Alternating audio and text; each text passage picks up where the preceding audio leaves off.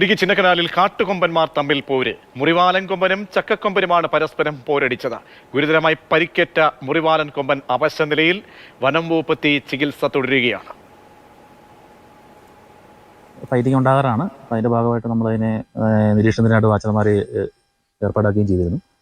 2 ദിവസങ്ങൾക്ക് മുമ്പ് ചെറിയൊരു വീക്ക്നെസ് കണ്ടു.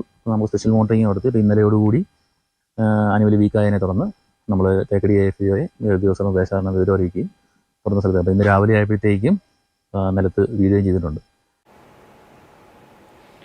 വിവരങ്ങളുമായി നന്ദുഷ ചേരുന്നുണ്ട്. നന്ദുഷ, നാട്ടുകാർക്ക് തലവേദനയായ കൊമ്പന്മാർ പരസ്പരം പോരടിക്കുമ്പോൾ അല്പം കൗതുകവുമുണ്ട്. എങ്ങനെയാണ് വനം വകുപ്പ് ഈ കാര്യങ്ങളെ മനസ്സിലാക്കുന്നത്? 2 കൊമ്പന്മാരുടെയും ആരോഗ്യസ്ഥിതി സംബന്ധിച്ച് പ്രതീക്ഷ ഏതാണ്ട് 6 ദിവസം മുൻപാണ് ചിന്നക്കനാലിൽ വെച്ച് മുറിവാലൻ കൊമ്പനും ചക്കക്കൊമ്പനും തമ്മിൽ ഒരു ഏറ്റുമുട്ടൽ ഉണ്ടാകുന്നത്. ഇതിനെ തുടർന്ന് മുറിവാലൻ കൊമ്പന്റെ പിൻഭാഗത്തായി ചക്കക്കൊമ്പന്റെ കൊമ്പിന്റെ കുത്തേറ്റിരുന്നു. ഈ മുറിവിൽ നിന്നുള്ള അണുബാധയാണ് ദിവസങ്ങൾക്ക് ശേഷം ഈ മുറിവാലനെ ഇത്രയധികം അവശനാക്കാൻ കാരണമാകുന്ന ഒരു പരിക്കിലേക്ക് നയിച്ചത്. ഏതായാലും ഇന്ന് രാവിലെയോടെയാണ് 60 ഏക്കറിന് സമീപം, ചിന്നക്കനാൽ 60 ഏക്കറിന് സമീപം മുറിവാലൻ കൊമ്പനെ അതീവ അവശനായ നിലയിൽ കണ്ടെത്തിയത്.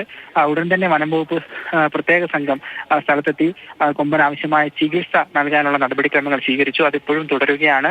ഏതായാലും ആന ഇപ്പോഴും നിലത്ത് ചരിഞ്ഞു കിടക്കുന്ന അവസ്ഥയിൽ തന്നെയാണ്. ഒന്ന് എഴുന്നേറ്റ് നിൽക്കാൻ പോലും കഴിയുന്ന ഒരു രീതിയിലേക്ക് ആനയുടെ ആരോഗ്യനില മെച്ചപ്പെട്ടിട്ടില്ല.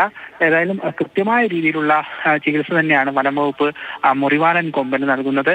ചിന്നക്കനാലിന് സമീപമുള്ള വനമേഖലയിൽ വെച്ചാണ് ഈ കൊമ്പന്മാർ തമ്മിൽ ഏറ്റുമുട്ടലുണ്ടായത്. ഈ മേഖലയിൽ കാട്ടുകൊമ്പന്മാർ തമ്മിൽ ഏറ്റുമുട്ടലുണ്ടാകുന്ന ഒരു പതിവ് കാഴ്ചയാണ്. എന്നാൽ ഇത്രയും